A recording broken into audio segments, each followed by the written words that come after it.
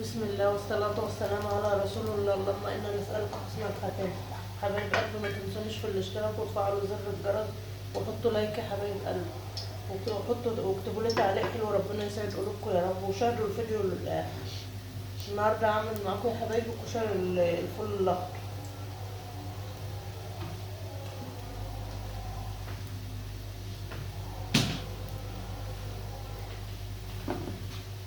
وهعمل جنبه يا حبايبي بطاطس وبيض وسلطة وفضل ونعمة من عند ربنا. نستنى بس اما الزيت يسخن ونشوح الفول. والطماطم دي يا حبايبي عصراها مفيش فيها حاجة. ما عصرتش فيها توم، لان انا عامله شبت على كزبره على بقدونس، ودي توم اخضر يا حبايبي. اللي في الجنب دي توم اخضر مزروع عندي وابن زرع. ودي البصل اللي غسلاه ومخرطاه عشان الفيديو ما يطولش عليكم. ودي الفول اللي انا مفرزاه يا حبايبي، طلعته بردك وغسلته. هعمله معاكم بطريقه سهله وبسيطه. وزي ما قلت لكم بقى جنبه بطاطس وبيض وسلطه وفضل ونعمه من ربنا. انا كنت عامله معاكم فراخ امبارح، مش كل يوم هنعمل فراخ ولحم، نفر جزء من الاكل بره. احلى حاجه الكشري دي، جربوه يا حبايبي وهتدعوا لي باذن الله.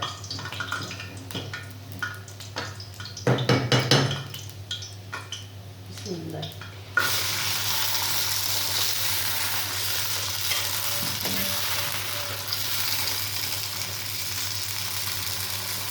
هنشوح بقى يا حبايبي شويه في الزيت، وما يتشوح شويه بنقوم ضايفين على البصل، وبعمل طبق سلطه يا حبايبي.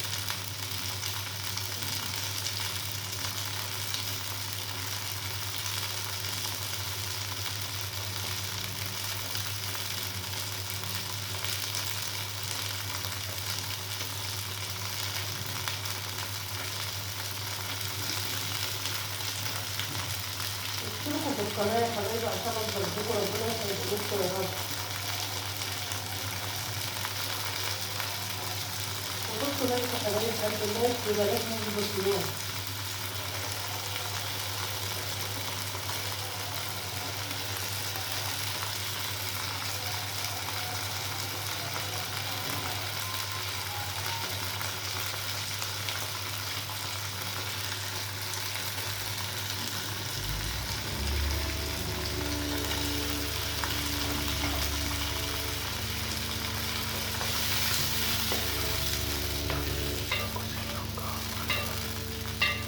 معلش لو في صوت مكن طلع في الفيديو يا حبايبي، لان زي ما قلت لكم جوز النجار والورشه تحت الباب، فانا اسفه على الصوت لو في صوت طلع في الفيديو.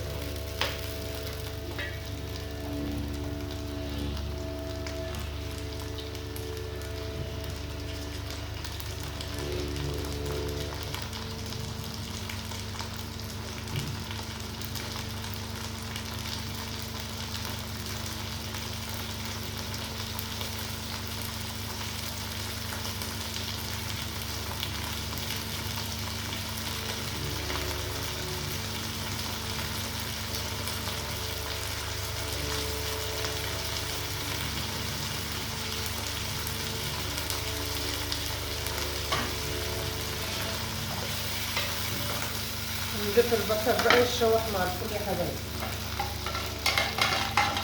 محدش يقول البصل كتير، لان زي ما قلت لكم احنا بنحب البصل كتير في الاكل. هنسيبه يتشوح مع بعضه شويه بقى.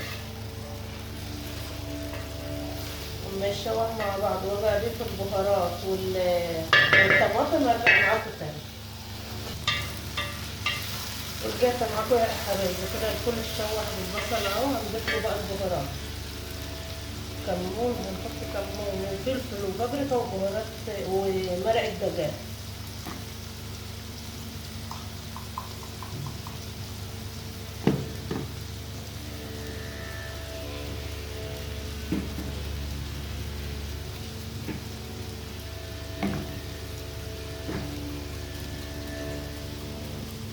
يبقى كده حطينا بابريكا، كمون، مرق الدجاج وفلفل اسمر، بس دي البهارات اللي هحطها وبشوحها الله على الريحه يا حبايبي. يا ريتكم معايا وتشموا احلى ريحه لحمه الكشري. انا طبخ بسيط يا حبايبي زي ما انتوا عارفين.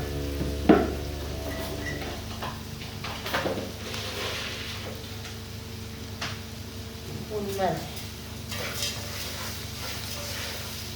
كده هنصب الطماطم بقى.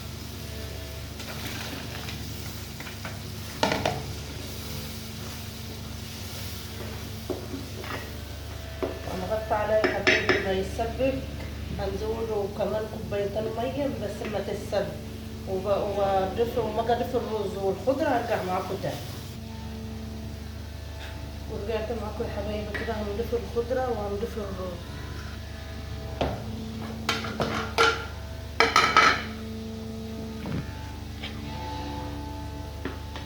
كده هنضيف الرز بقى يا حبايبي.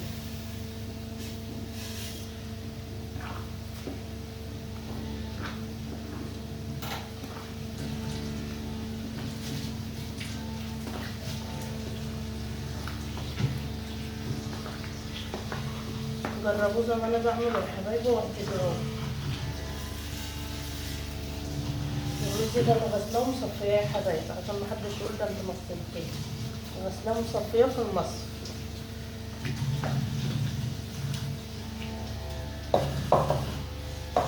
كده هغطي عليه بقى واسيبه لما يتشرب ميته وما ينشف ويتلجن واخلص الاكل هرجع معاكم تاني.